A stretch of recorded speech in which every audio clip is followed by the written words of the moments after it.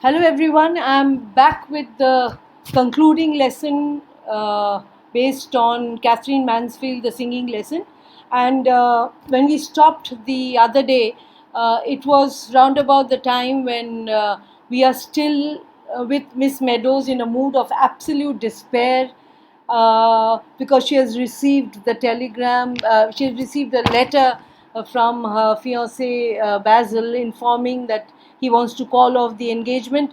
And this is being just juxtaposed with the singing lesson that she is slated to conduct in school at that time. So the entire atmosphere is one of, as it's evident from the song that she has chosen for the girls to sing, that is a lament. That actually is the mood when we stopped the last time. It's a mood of lamentation, yes, sorrow. Remember, we were talking about communication that takes place. We are calling it a story that is a story in communication, or probably the lack of it. So if we move now, there will be a kind of a contrast that happens. There is another kind of communication that comes. The first communication was the letter. The second communication, right in the middle of the singing class, is a telegram. So here we have a little girl called Monica who comes in and says that the headmistress would like to meet you, Miss Meadows, in the middle of a class. And and you know that a headmistress, when she calls the teacher from the middle of a class, it has to be something very urgent. And in those days, a telegram was a matter of great urgency, because if you have your grandparents at home, or even grandparents would be the best. You just ask them the importance of a telegram. A telegram was generally used for two important reasons. One, of course, to congratulate. If there was a very happy occasion, you just send a congratulation. But most often than not, it was to inform about passing away, a death. So naturally, when the headmistress receives the telegram, she sends for Miss Meadows immediately. And what's very important here is, I'll be coming to a few other things in between, but what you need to note on page 95, when she's asked by Miss Monica to, Miss White wants to see you in the mistress room immediately, we know that uh,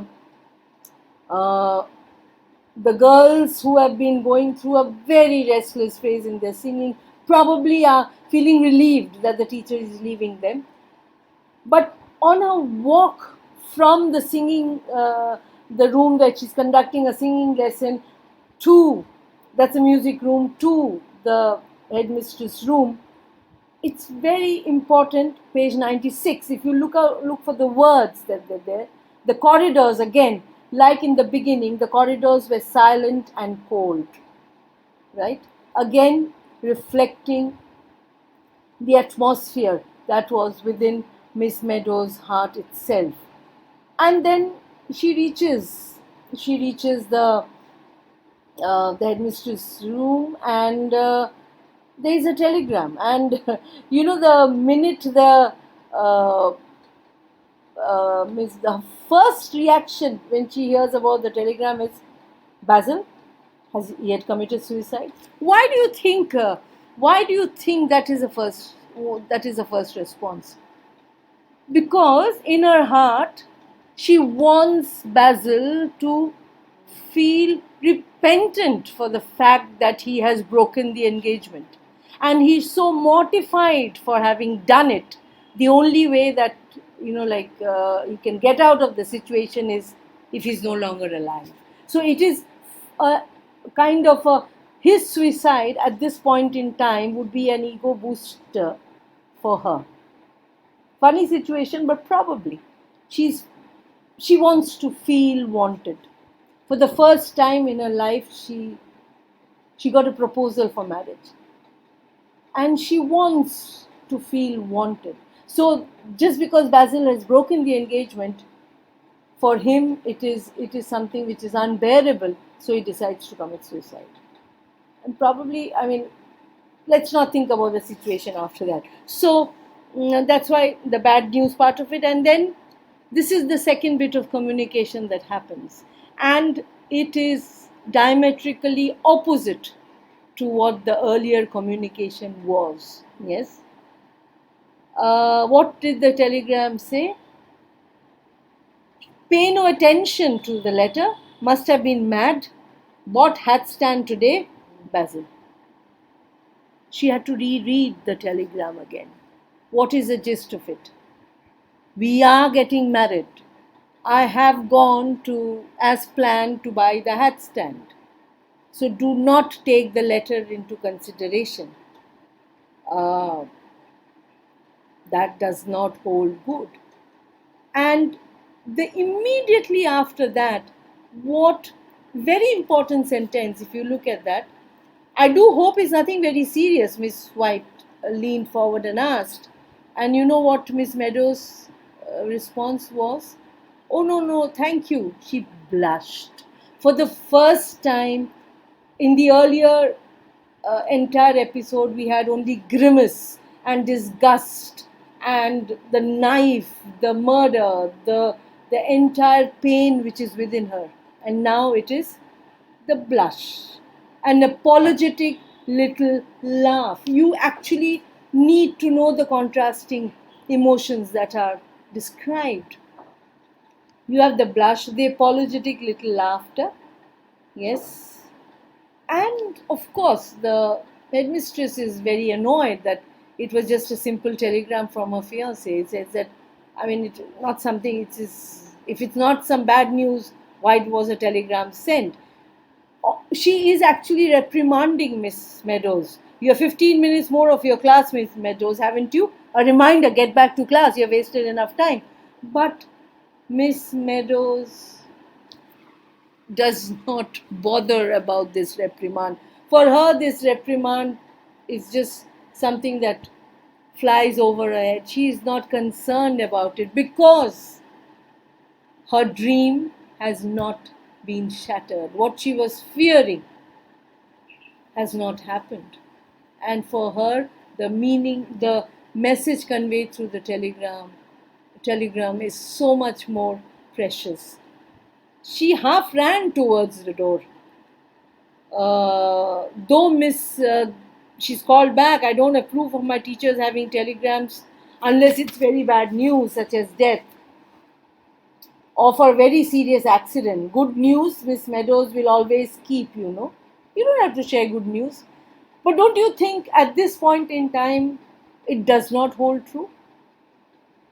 Because at this point in time, this good news is like a resurrection for Miss Meadows.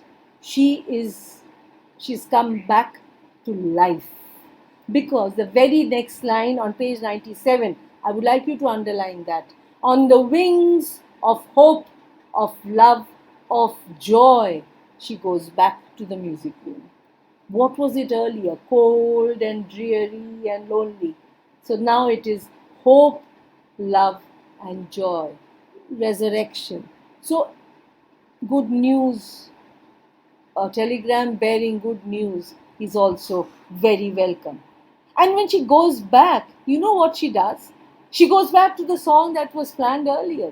Page 32, the song has changed. There is not a lament, which was, I think, on page 14, was it? Yes. He said, no, we don't want to sing lament anymore. Yes, not page 14. Move to page 32. The song changes. Yes. She picks up the yellow chrysanthemum that she had neglected picking up. She's back to being the happy lady that she was. Yes. Page 32. And what are the lines of the song? You know, the contrasting emotions of the songs, very important. Use them as quotes for your answer. We come here today with flowers overlaid and with baskets of fruit and ribbons to boot, to congratulate. You know, the mood is one of joy, of happiness. There are baskets of flower, contrast to the dreary, winter-laden song that we had earlier about pain, about the music that is fading, everything that is fleeting, everything that is dying. Now it is bounteous, overladen. Yes. Seasons like Keats, seasons of mists and mellow fruitfulness, baskets of fruit and ribbons, again, joyous occasion. And I said, no, stop being dreadful. Her mood changes. Come on now. Girls, come back to life. What are you singing? Because now what has happened is she's gone back to actually listening to the girls who are singing. Earlier, the singing was happening outside her sphere of attention because her mind was only on the letter, the contents of the letter and the broken engagement. Okay. Come on, think, girls. Think of what you're singing. Use your imagination. Baskets of fruit and ribbons, flowers overladen, and congratulate. It's a happy mood. Sing, be happy, smile. Yes? Don't look so doleful. And earlier it was cold, dark, dreary. So don't look so sad, so morose. It's joyous, eager, full of life. Come on. The entire mood has changed. Voice sounded over all other voices. Was she singing the first time? No, the contrast. So the second communication has also brought in a change in the way she communicates with her students in class. It's full of life, it is joyous, full, deep, glowing with expression, where earlier it was just a grimace. Now she's come to life with the second communication that she receives from Basil, the telegram. Right? So, that kind of a contrast that happens is extremely important. So, the climax is the song. So, from winter and autumn, we have moved to spring. So that spontaneity of spring, the impulsiveness of spring, the joy of spring is all demonstrated in her very being. And possibly the children are also shocked and surprised, but they love the way the changes happen because that is what they want to remember of a singing class, right? So the cold winter aspect, which symbolize the song and the music, the corridors have all changed. Yes, based on what Miss Meadows brings into the classroom after she receives the telegram, right? So you see, you have this entire thing in the third person narration, right? It's a third person narration. So very important, through the third person narration, we are getting inside Mrs. Meadows' thoughts. We are actually reading what she's thinking, yes? And at the same time, we are not so close to her. There's a distance. So we are watching her as she is moving into her realm of work. First a singing lesson, then she goes to the headmistress' room, then she thinks about the letter. So from a distance, we are watching her as her mood changes. We learn of the inner turmoil that is taking place. Remember, this is which is very important. The inner turmoil is being conveyed to us in two ways. First, through her thoughts. So if we are looking at the story, her thoughts are when she's thinking about the letter. Yes, she's thinking about the letter and the wordings of the letter, which is on page 92. That is her, we understand her pain, the turmoil that's within her through her thoughts and her reactions. Yes, again on page 93, I feel more and more strongly that a marriage would be a mistake. What could have possessed him to write such a letter? So each time it's through her thoughts. That is one way that we learn about her pain. And the other way is what is expressed through the environment. What is expressed through the environment? If we look at the environment, the corridors are cold and lonely. She doesn't look at the chrysanthemum flowers. What is her description as she's walking down the cold corridor? She's carrying a little baton. The baton is like the knife which is within her, the pain that is within her. Exterior, the knife within her heart is the baton in her hand. The grimace on her face is like the cold corridors that she's walking through. Yes? And the entire pain in her heart is what the nature is outside, cold. So her internal thoughts, her internal pain is manifested externally in the environment. That is another means of communication. That the author is telling us about what is happening in the story, right? So from here, let's move to the characters. If you look at the characters, Miss Meadows is the protagonist. The other characters are in contrast. The first contrast is with, of course, the pink faces, the happy, smiling students, contrast to the grim-faced Miss Meadows. The second character that is the contrast is the science teacher. The science teacher who comes oozing with honey. She's all sweet. She cannot say anything wrong. She talks about the pleasantries around. She's also a kind of a contrast to Miss Meadows. Because the point when she enters and confronts and accosts Miss Meadows is also the time when Miss Meadows is at her painful low, right? So that's a contrast. The third, of course, is Basil himself, the handsome young man, 25, a contrast to Miss Meadows, probably a strict disciplinarian music teacher, 30-year-old, lost her interest in life, knows that half of her life has gone by, she's unmarried, no love in her life. In contrast to this young man, full of enthusiasm, she doesn't know what has happened, what has hit him, but he proposes to her and decides to go on with the marriage. Yes? Because remember when she says, it's unbelievable what happened. It's a miracle that he proposed to me. It's unbelievable that we have got engaged. It is something that she had least expected. Okay? So, Miss Meadows is in contrast to all the other characters in the story. Important point to note. Another very important point is, which I would like you to look at the paragraph on page 95. Could you open page 95, please? There is the paragraph there, first, second, third, fourth, fifth. But my darling, if you love me, thought Miss Meadows, I'm just reading it out, I don't mind how much it is. Love me as little as you like. But she knew he didn't love her. Not to have cared enough to scratch out that word disgust so that she couldn't read it. Soon autumn meals into winter drear. The juxtaposition between the interior and the exterior.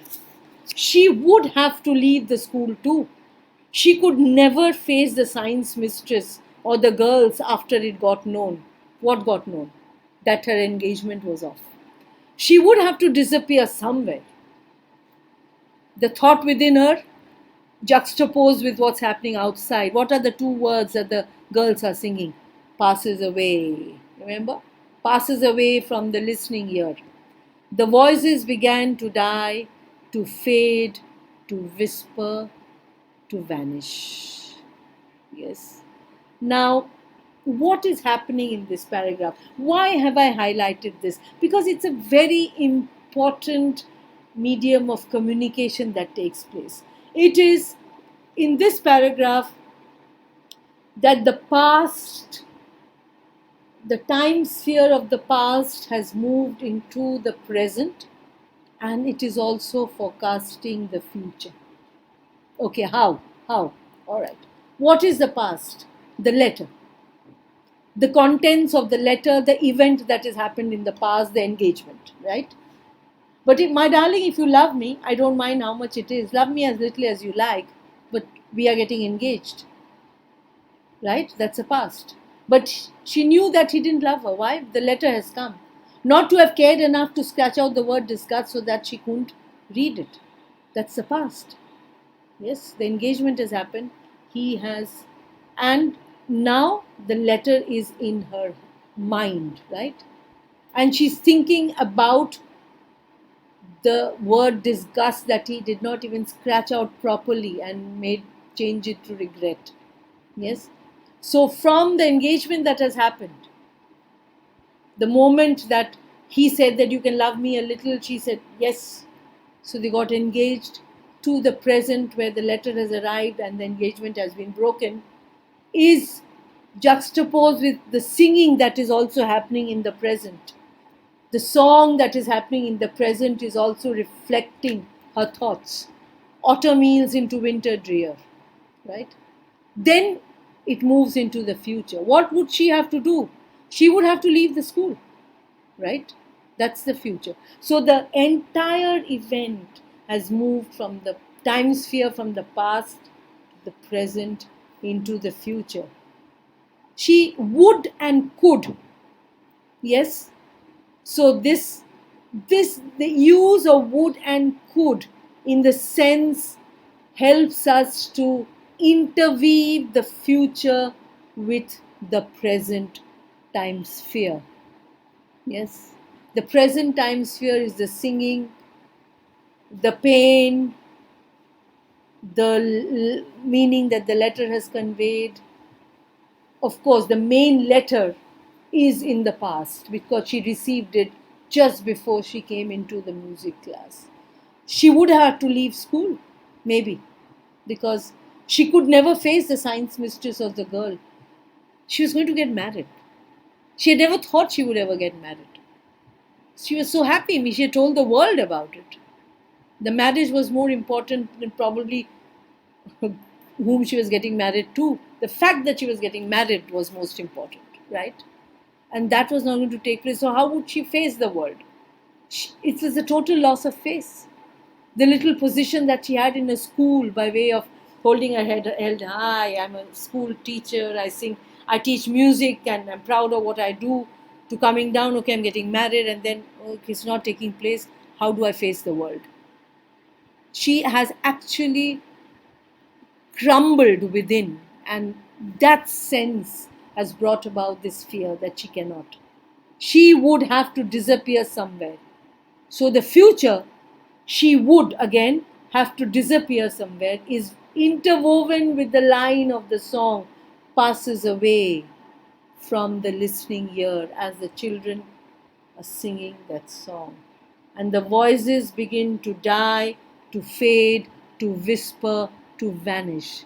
Not just the voices, but her dreams, her plans, her vision, her marriage fading, vanishing away. So the interweaving of the time sphere, the past, the present, and the future brought together in this entire sequence. Okay? So, have you more or less understood the key features of this story? Yes. Like I said, you have to read it under different levels of understanding. Two very important points to always remember. One is the inner turmoil that has been communicated through the letter, and then the inner happiness which has been communicated through the telegram that she receives, which is juxtaposed with the external turmoil, the entire description of the cold corridors, to again the joyous atmosphere that is described in the latter part of the story, where the past, the present, and the future come together, has also to be kept in mind. Okay. Apart from this, Katherine Mansfield has spoken about flowers, the motive of flowers which is there through the story. Probably these the the use of the flowers also communicate these intense emotions, yes? So when the thought is that she has been jilted, Basil no longer wants to carry on with his engagement with her. She does not pay any attention to the yellow chrysanthemum, which is usually what Mary brings to her in the beginning of this music class. She pays no heed to that, right? Important. For her, the value of the real flower, the yellow flower that brings in fragrance, that brings in bloom, is of no significance, yes? But contrast that when she comes back after receiving the telegram. The first thing that she does, she comes and picks up page 32, Mary, she said, page 32, and picking up the yellow chrysanthemum, she held it to her lips to hide a smile. Yes. Immediately the acknowledgement. Yes, yes, the real, it's back. My life is back to what it was. So pick up on these little descriptions, very, very subtle, but expressing very strong emotions. So the minute she ignores the flower, because there is no real love in her life. There is nothing is blooming, nothing is blossoming. And that because she ignores it, because of the fiancé jilting her, also the same thought is conveyed to Mary Beasley, that she has been neglected. She has also been ignored, probably jilted in another sense, when the teacher doesn't pick up the flower. But again, when everything is back to status quo, hunky dory as it is, she picks up the flower and the girl is happy. Mary is so happy. A teacher is what she usually is every time. What happened in between was something which was something that needs to be forgotten. It was an aberration, probably an aberration that the children had never experienced before. Yes, we don't know.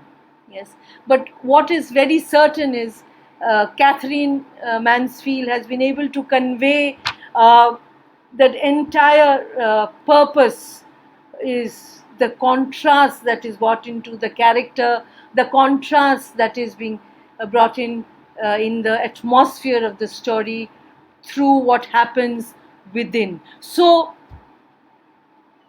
it brings me back to a very well-known epistemological sentence. We we see what we believe to be. Yes, we don't see what is right in front of us. We see what we believe we are seeing. In the sense, our mind, our thoughts, our inner emotions always guide us, or they prompt us to see the outside world. Though we see with our eyes, most of the time our inner thoughts are projected onto the atmosphere outside. In a happy mood, everything outside is blooming, springtime. When we are sad, lonely, desolate, even a blue sky we will not be able to see, because we'll be looking for those grey clouds hovering close by. Even if they are not there, we'll say, yes, the grey clouds are out there in the horizon. And that is the thought that the author wants to convey here. Our mind, our inner thoughts are so strong that it is projected onto the world around. So my suggestion to you is, dear students, please go through the story once again. Try to attach the different emotions that we have discussed. Read it like a story in communication. Read it like a story in contrast. read it like a story where we say seeing is believing, but most of the time what we see is what we believe within ourselves, and that is what is projected in the world outside. So I give you a day to go through this story, to go through the different emotions that is being expressed, because like D.H. Lawrence, Katherine Mansfield was a very deep thinker, and her prime objective was in every story that she wrote. For her, it was a projection of life outside. She wanted people to be very sure about their thoughts. She wanted people to be very clear about their thoughts and ideas. She wanted to, and especially because she herself was quite a radical bohemian thinker. So the characters here also probably are bohemian to that extent, that here we have a story where the entire the events that take place dictated by the emotions in the heart of Miss Meadows, as she flowers, waxes, or as she wanes, whichever way you take it. So please go through the story. I shall come back for a short lesson on the probable question answers and how you would attempt it. Right? See you. Stay safe and happy reading. Bye.